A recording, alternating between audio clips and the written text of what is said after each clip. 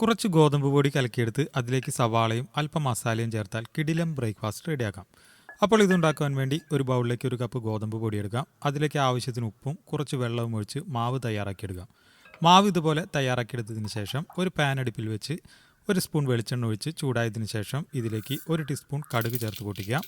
ഇനി ഇതിലോട്ട് 1 teaspoon ഉഴുന്നുപരിപ്പ്, 1.5 teaspoon പരിപ്പ്, ഒരു നുള്ളു കായപ്പൊടി കൂടി ചേർത്ത് വറുത്തെടുക്കണം.